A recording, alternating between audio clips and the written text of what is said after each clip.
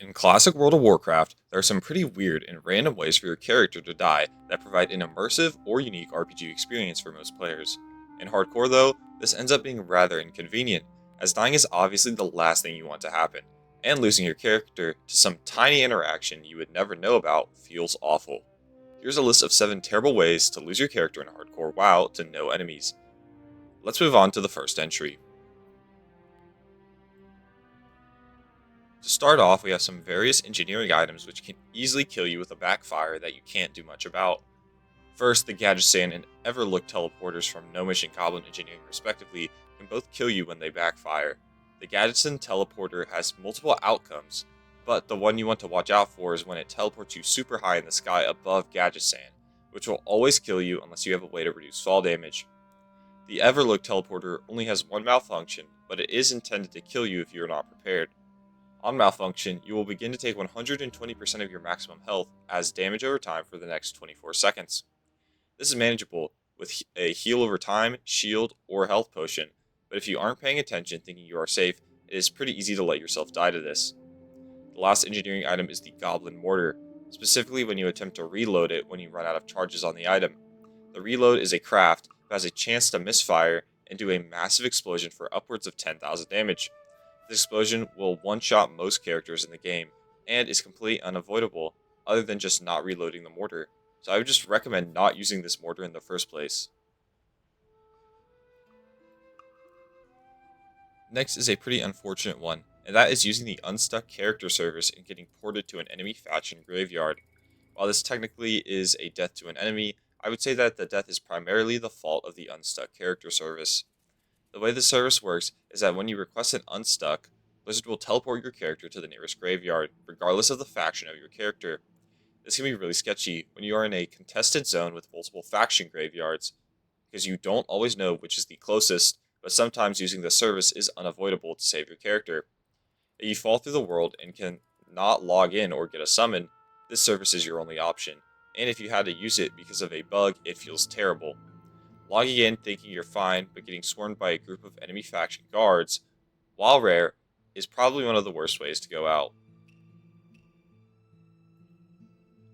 Following, we have another niche way to die that is a result of the funky classic coding, which is dying when you lose the Warchief's Blessing buff at low health.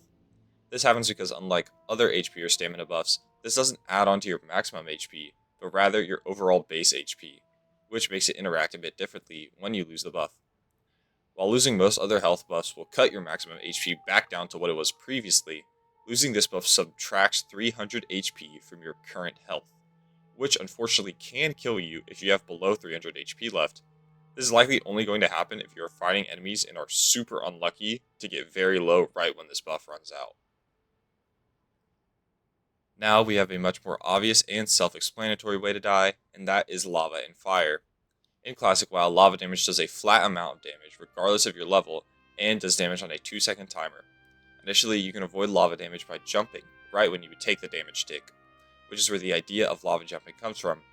The areas with lava are the Searing Gorge, Burning Steppes, Blackrock Mountain, Blackrock Depths Dungeon, Molten Core Raid, Iron Forge, and inside the Ragefire Chasm Dungeon.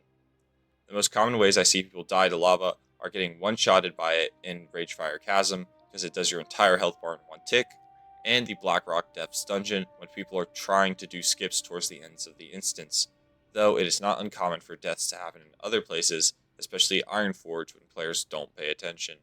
A few tips to survive lava are using a weak aura to see when to jump to avoid damage, using swim speed buffs since those work in lava, having a high fire resist because that reduces the damage, and using fire protection potions since those absorb the damage. As far as fire damage goes, this is far less threatening and comes in the form of campfires found around the world.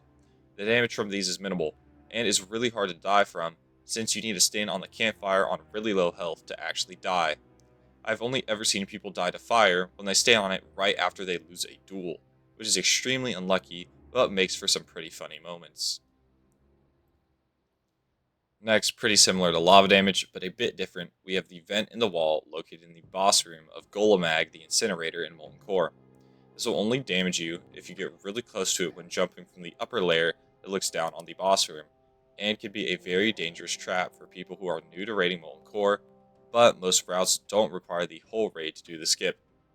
The crack in the wall does about 2000 damage and can kill you if you don't have a high HP pool, and it gets 2 or more ticks on you.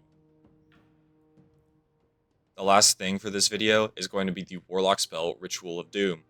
This is a pretty silly and mostly useless spell that Warlocks can use, and it requires 4 other players to summon a Doom Guard that can be enslaved and will kill one of the assisting players when it is summoned. I'm pretty sure nobody is dumb enough to attempt this spell on Hardcore, and it is not even worth it on Hardcore realms because the Doom Guard isn't very strong. And that concludes 7 more terrible ways to die in WoW Classic Hardcore. If you enjoyed this video, please feel free to like and subscribe for more content like this. If there's anything you think I missed, let me know in the comments below, or check out my previous video on the topic. Anyways,